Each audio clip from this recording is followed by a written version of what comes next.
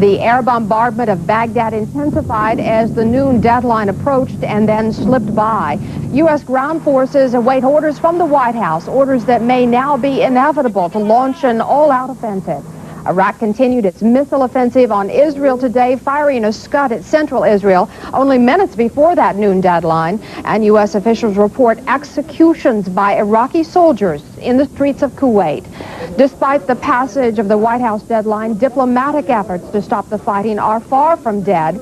And there is late word from the United Nations that Iraqi Foreign Minister Tariq Aziz, in practice, has offered a positive response to a U.S. proposal. It is unclear if that means Iraq is accepting it.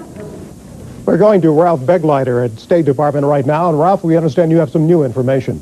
Well, there's a flurry of interest in a statement made by the Soviet ambassador to the United Nations, Yuri Vorontsov. He apparently told the UN Security Council during that closed-door session in New York that today Tariq Aziz said that in practice he responded positively to the U.S. proposal.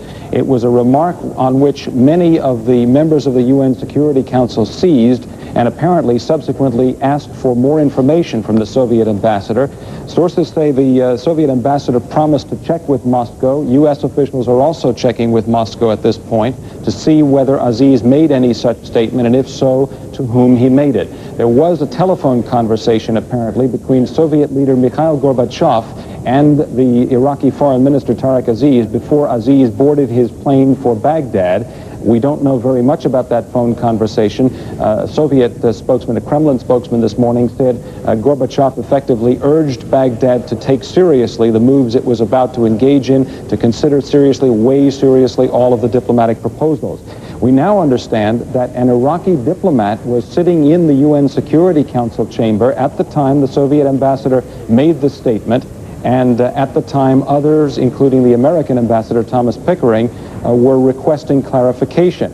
According to U.S. sources, the Iraqi diplomat did not say anything, did not inject at all any point of clarification or offer to help try to clarify the apparent statement by Tariq Aziz. At this point, U.S. officials remind us that the United States, President Bush has said that if Iraq wants to comply, it must make its compliance known in a public and authoritative way to the United Nations. In other words, not through any third parties, not speaking from someone who does not have the authority to speak for Saddam Hussein, but has to do so in a public and authoritative way. For the moment, that has not occurred, and as we've been reporting, there's been no indication on the ground of any Iraqi withdrawal.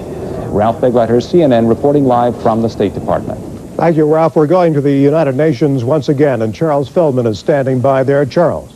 Yes, Ralph, the Security Council is still meeting behind closed doors. Let me shed a little light, very little light, on what Ralph Begleiter was reporting about the presence of an Iraqi diplomatic official inside. That was, we believe, the number 2 man at the UN mission, the Iraqi UN mission here in New York. That's because Iraq's ambassador to the United Nations left for Moscow a couple of days back, and it's unclear whether he is still there or is in transit either back to the United States or elsewhere. It is not uncommon, however, for someone from the Iraqi delegation, the ambassador or someone else, during these ongoing discussions that we've had over the past several months, actually, of the Security Council, to be present to hear what the Security Council was talking about.